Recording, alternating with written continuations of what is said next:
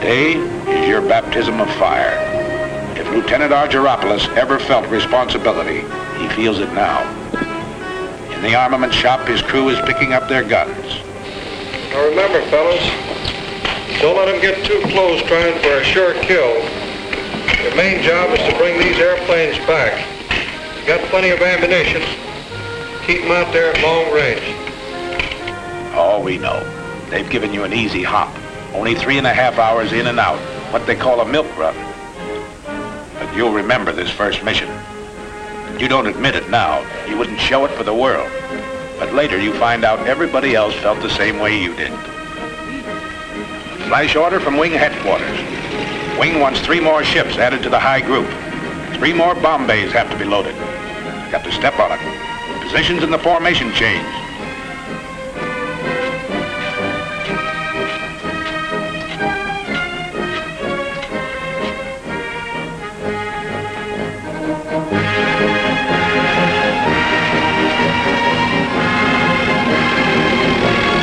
This doesn't concern Sergeants Kenny and Phil Hulls. Gunners think only of smooth-working guns and plenty of ammunition. Ammunition's cheap. 6 cents worth of .50 caliber wanged into the cockpit of a Messerschmitt. That's what will bring you home. What did that weatherman say? 30 below over the target? Electrically heated suits. The Air Corps dresses for every occasion. Yes, everything has to be right, brother. Check everything. Every strap tight. Every buckle set. Everything understood. You get into your flak suit. It's mighty heavy material, but it wears well, the man says. A thermos of hot coffee. The joker who brings it says it'll help keep you awake. Arg straps on his throat mic. Over this intercom system, he'll be able to talk to every man in the ship. And they can talk to him. They'll be talking for keeps today.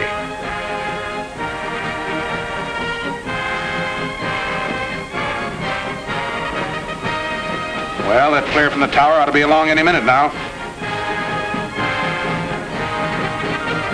There it is. Start engines. The Colonel's already been on missions with seasoned outfits. Today, he leads you on your first.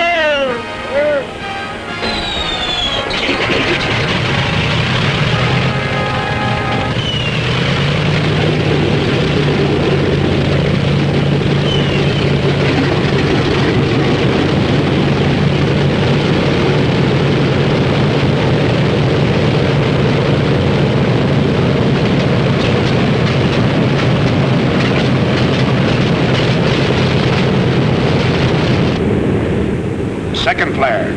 Start taxi.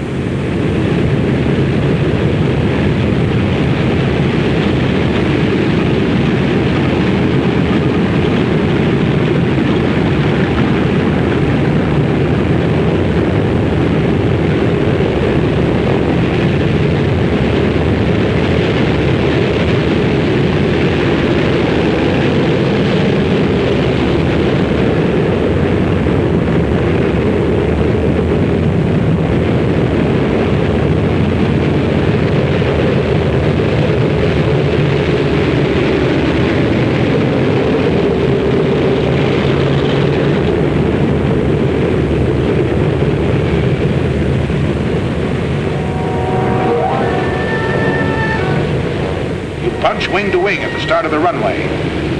Easy now, slow. You'll cut somebody's tail off. Rev her up and ride those brakes hard, Fred. Roger. But you keep your eye on the tower. Take off. The old man leans full on his throttle. At 15-second intervals, you follow.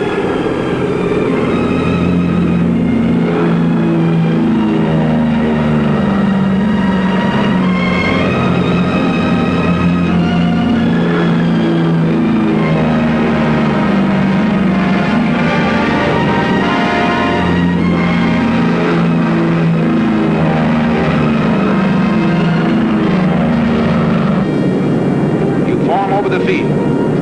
You're on your way.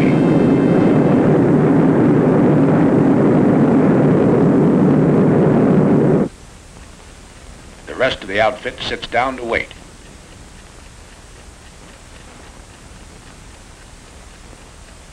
Go ahead, Mike. Your deal. Come on, I cut. Oh, okay. What time are they due back, do you know? Scotty said around 5:20. Gosh, I sure hope they all... Hey, how many are you dealing? I'm in. Oh, sorry. We know, Mike. Everybody's sweating them out. You mean what's coming over those trees, Major? No, that's not them. Just a flock of crows. I was a truck driver on Canal Street, but I never felt like this before. I ride the ambulances. I gotta be casual. You know, carefree and easy, like the doc. Listen, wise guys, talk to us. The ground crew for each ship. We'll tell you how to feel. Okay, here they are. 1, 2, 3, 4, 5, 6, 7, 8, 9, 10, 13, 14. That's the stuff. 17, 18, 19, 20. Here's the old man and Jenny.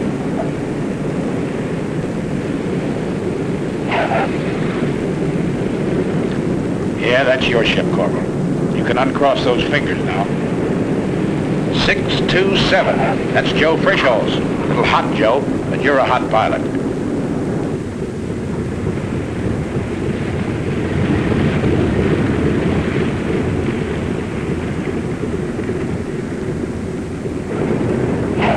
Here's Cagle in 742. Chalk him up. Here's old Zip in 879. He's got number 4 prop feather, too. Here's 953 with number 2 out. And look, Jim couldn't get his Bombay doors closed either.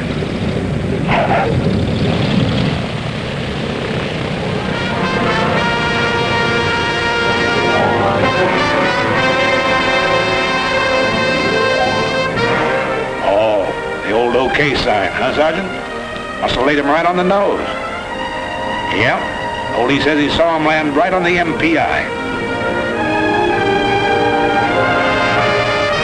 Nice bombing, Steve. That's from me, Pete Provenzali, your navigator. Okay, Phil. Chalk up number 1. Nice driving, Captain Arge. You sure know your evasive action. Uh-oh. Harry caught something.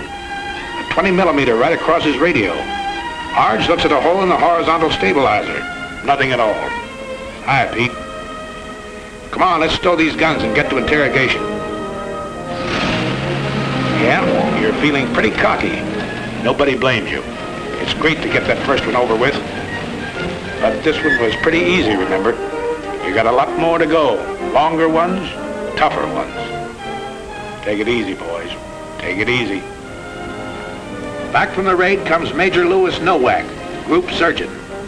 Doc flew this first mission to study the physical reactions of men in combat. He didn't have to go, but that's the kind of a doc he is. And today, on the walls of the officers' mess, begins the chronological record of the group's success. Coutray, a German fighter base in Belgium. Annie doesn't live there anymore. In the meantime, we find Kenny and Phil cleaning their guns in front of the armament shop. Hello, Captain. Hello, fellas. Well, how was it? You know, Captain, I don't think those Germans like us. Are you ready to go again? Sure. Gotta get this thing over. Did you learn anything you didn't know before? Plenty. At home, they told us the Jerry's made most of their attacks on the tail. Today, most of them are on the nose. Yeah. Most of the time I had my turret pointed at 12 o'clock. I must have fired 1,000 rounds. Let's go all these guns, Ken. All set? Yes, check those guns. You had plenty more use for them the next 2 weeks. Emden, Kiel, Wilhelmshaven, St. Nazaire, Bremen. And every swastika stands for a Hun pilot that asked for it and got it.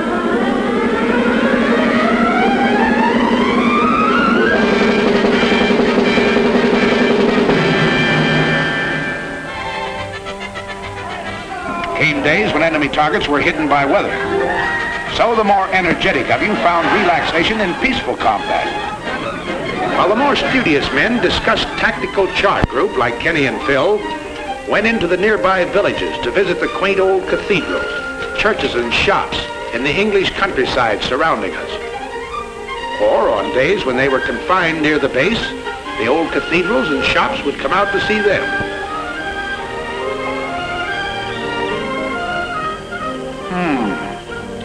This little shop wants to go home. Meanwhile, back at the kitchen, we find a very unhappy and angry man. Hello, Sergeant Posty. Hello, Captain Gable. What's this? I thought you were a bald turret gunner. I thought so too, sir, but I've been grounded. Oh, your past crept up on you, huh? Yes, sir. They found I was chef at the Brown Derby in Hollywood, and now they have me in the mess making a cake tonight for the officers' party. Nothing you can do about getting back into combat? I don't think so, Captain. Well, Sergeant, remember this. There are two kinds of cake. One of them's good, and the other one, I'll be seeing. But gals or parties, you're still fighting a war. And you're getting mighty good at it. Nobody knows it better than the sucker who started it, little Adolf. Well, Sergeant Posting, back into combat, huh? Yes, sir. How'd you manage it? Well, sir, you know what you said. There are two kinds of cake. So Posty's back in the air with you. You're blowing factories and power plants 1,000 feet in the air. Okay, how about you, Winchester? Well, I have a little excitement. What happened? I have a little present here for you. What's that, black? Came in the side of the radio room and hit the buckle on my parachute. Fell on the floor. Who has this plane? Phil. What time was that? It was about 1,600 hours. $1,600. Where did it happen? You know, that was that. Well, yeah, it's right here, just east of us. East of Austin. That's right. Who'll confirm that? I saw it. I confirmed it. After he fired it, came down and passed underneath our left wing and exploded right underneath it. Nobody just bailed out. And when you hand out punishment like this, you've got to take some, too. The day you got back from over Villa Coublay, just outside of Paris, was plenty rugged. Signal flares. That means wounded aboard. What's tough about it was, you had to bring your bombs back. You couldn't drop them. When you reached the target, you found it closed over by weather. That's an order when you're flying over France. No indiscriminate bombing. Just German installations.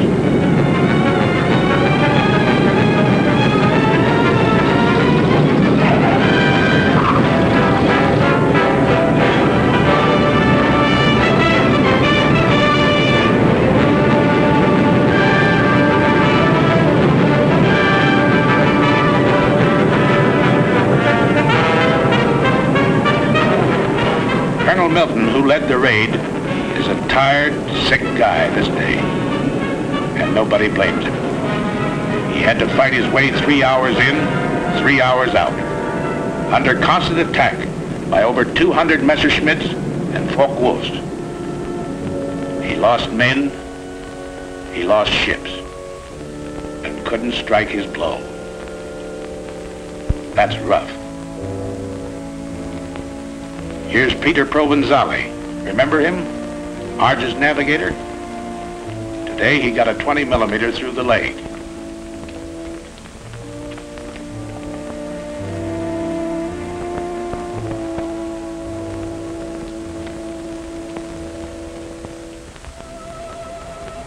Control cable shot in two, but some wounded gunner wouldn't quit.